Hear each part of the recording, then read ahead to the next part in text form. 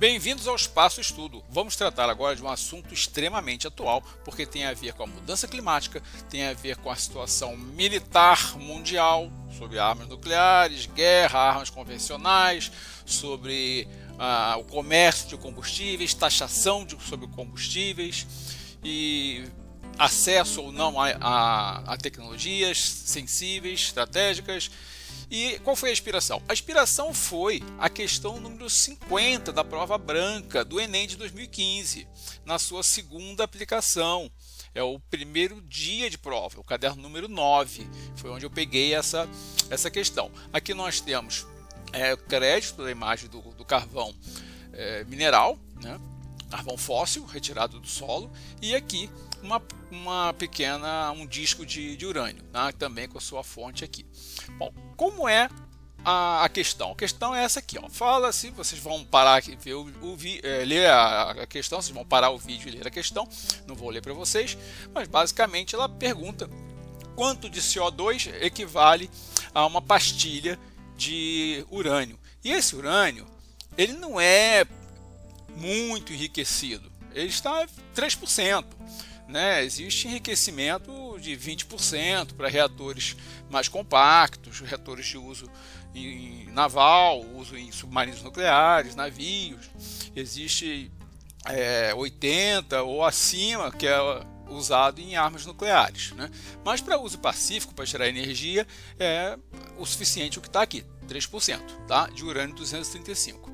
Então, são dadas algumas informações aqui sobre a entalpia, né, o calor gerado pela combustão do CO2, e é perguntado, quanto de carbono, quanto de CO2, melhor dizendo, de dióxido de carbono em toneladas é economizado com uma única pastilha de 100 gramas de urânio enriquecido. Isso aqui do vidro de urânio é só uma curiosidade, tá? Eu nem vou comentar. Está aqui a fonte, daqui o texto, vocês deem uma lida que eu acho que vocês vão achar interessante. Vamos para a questão. Bom, os dados da questão nos dizem que essa pastilha tem 3% de enriquecimento, ou seja, em 100 gramas de pastilha haverá 3%, que equivale a 3 gramas de urânio 235. Bom, o que nós temos de informação também? Se o urânio é 235, esse aqui é o número de massa dele. Se esse é o número de massa, o mol dele vai pesar 235 gramas.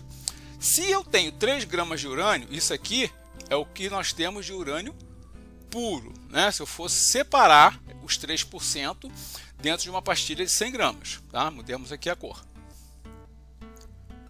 E quantos moles isso aqui equivale? Equivale a 3 gramas dividida pela massa de 1 mol, nós vamos ter 3 sobre 235 mols de urânio 235. Não tentem fazer essa conta. O que acontece? Nos concursos em geral e no Enem inclusive, você não pode levar calculadora.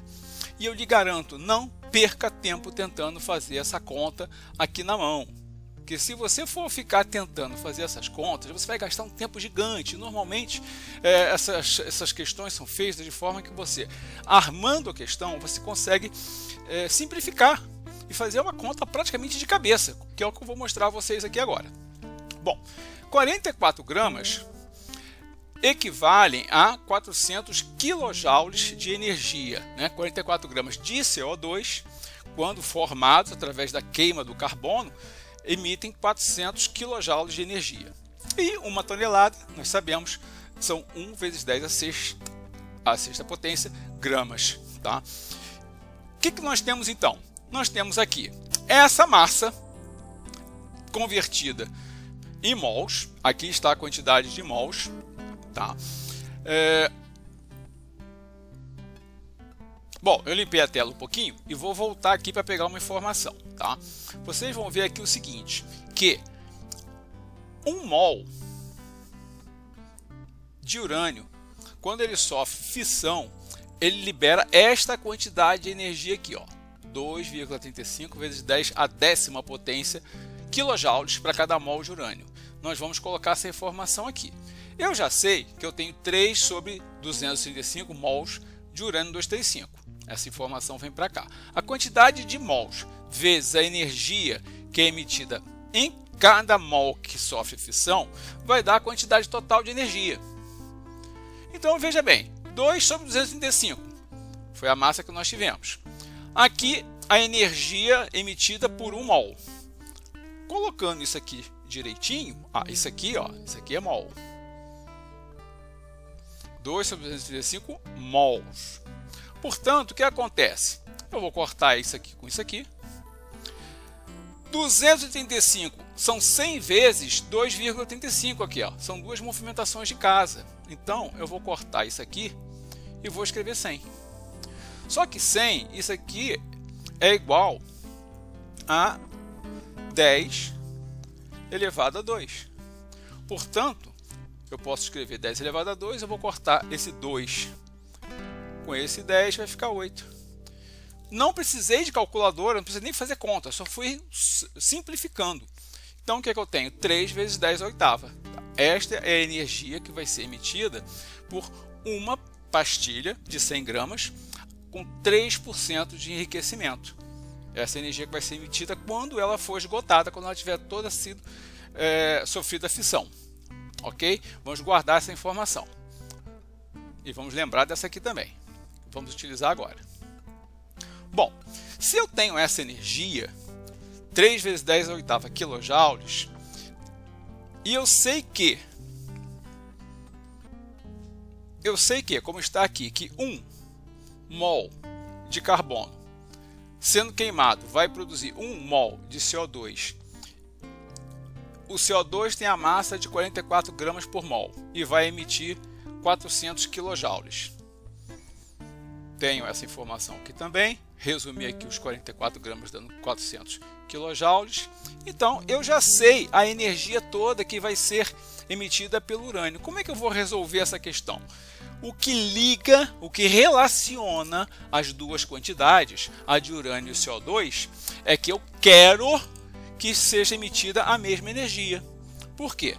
A energia de 3 vezes 10 à oitava quilojoules emitida por uma pastilha de urânio 235, se eu utilizei o urânio e usei essa pastilha aqui, eu deixei de usar uma certa quantidade de carbono, que iria produzir dióxido de carbono para produzir essa mesma energia. Então, eu preciso relacionar essas duas quantidades pela mesma energia.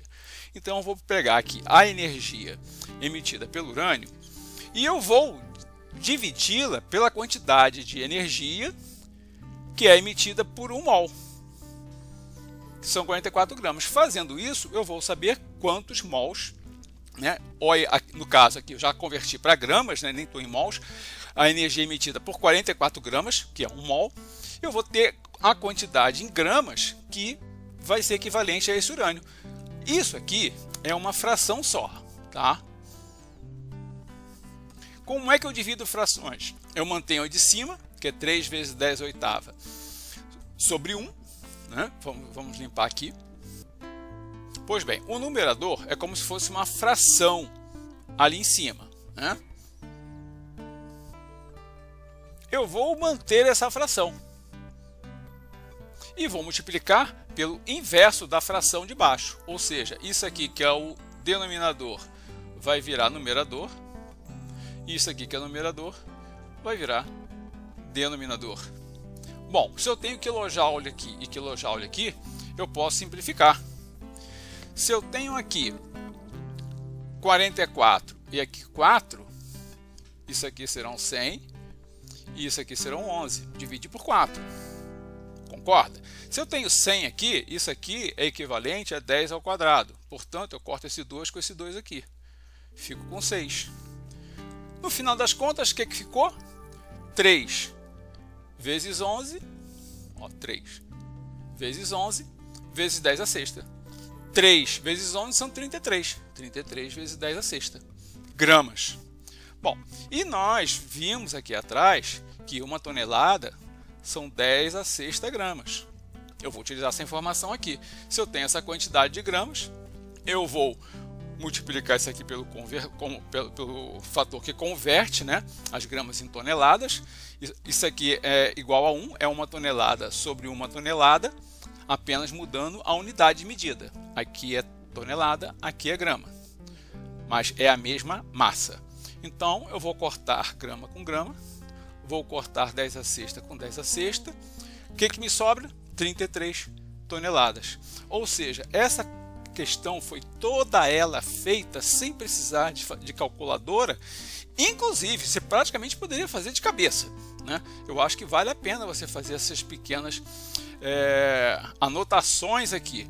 Mas, na verdade, conta não foi feita, foi tudo de cabeça. E nós achamos o resultado 33 toneladas, que é a opção D, que confere com o gabarito e está correto. Tá? Está correta essa opção aqui. O resultado está correto, vocês podem verificar. E o que eu vou acrescentar aqui? Essa quantidade de urânio que está ali colocada, 3 gramas de urânio, quero que vocês tenham uma noção do que significa isso. É como se fosse um cubo. Vocês podem testar, peguem uma tabela periódica, vejam qual é a densidade do urânio 235, vocês vão ver. É um cubinho de 5,4 milímetros de aresta. Altura, largura, profundidade. Um cubinho de 5,4 milímetros. Isso aqui. Ele economiza 33 toneladas. Ele evita que sejam lançados 33 toneladas de CO2 na atmosfera. E o que acontece?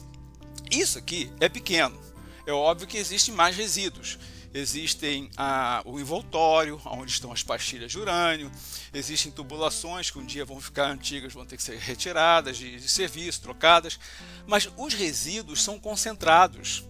Eles estão nas usinas. Agora, o CO2 ele está sendo produzido por milhões de veículos dispersos pelo planeta inteiro.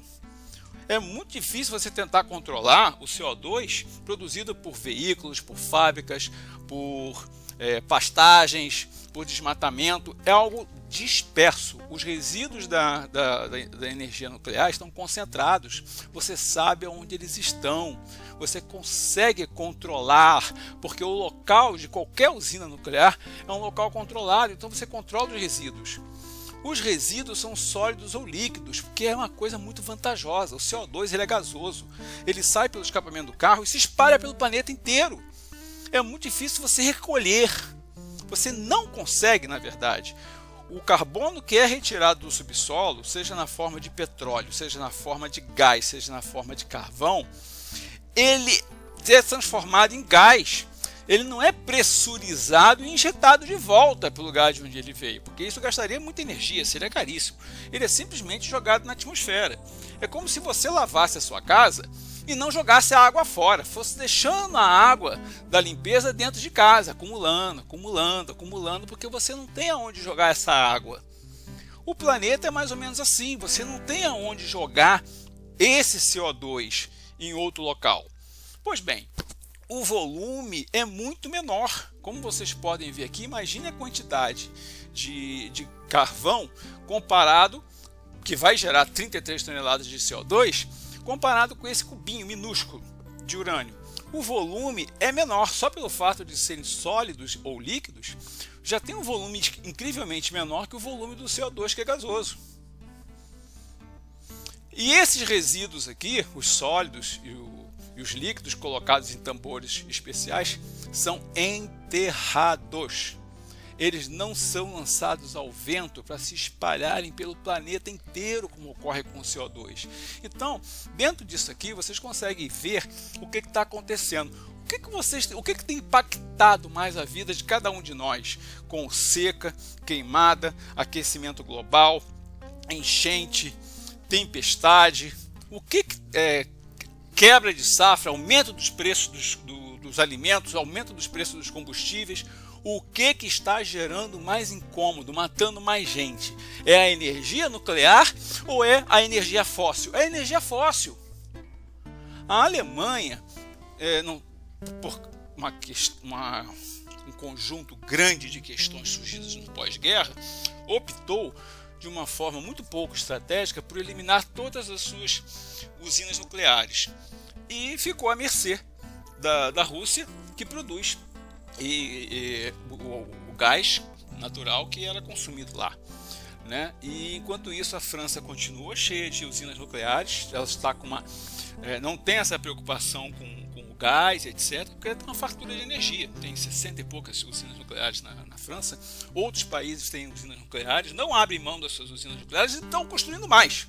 Índia, China, Estados Unidos, porque é a forma menos poluidora de gerar energia.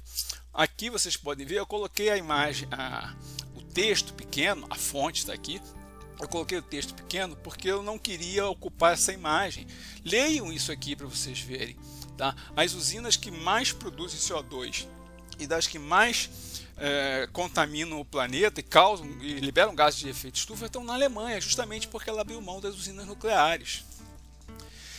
E comparem esta usina na Alemanha produzindo uma quantidade. Olha o tamanho do andar de um prédio aqui, ó. Olha o tamanho de um andar de um prédio com o tamanho dessas usinas, né? Tentem encontrar aqui um carro, uma pessoa, vocês verem o tamanho enorme disso aqui, a quantidade de CO2 que isso aqui está lançando e gerando efeito estufa. E compare isso agora com a região de Angra dos Reis, onde estão há quase 50 anos, se não me engano, as nossas usinas nucleares. Zero emissão, praticamente. Você não vê aquela quantidade gigantesca de fumaça lá. E, por fim, vou colocar, como sempre, a nossa tela final. Vou pedir que vocês mantenham o Círculo Virtuoso do YouTube, de curtir, inscrever-se, notificações ativadas e compartilhar. Esta é a nossa bandeira, lembrando que ela é sem partido, ela é de todos nós, desde 19 de novembro de 1889. Muito obrigado e até o próximo vídeo.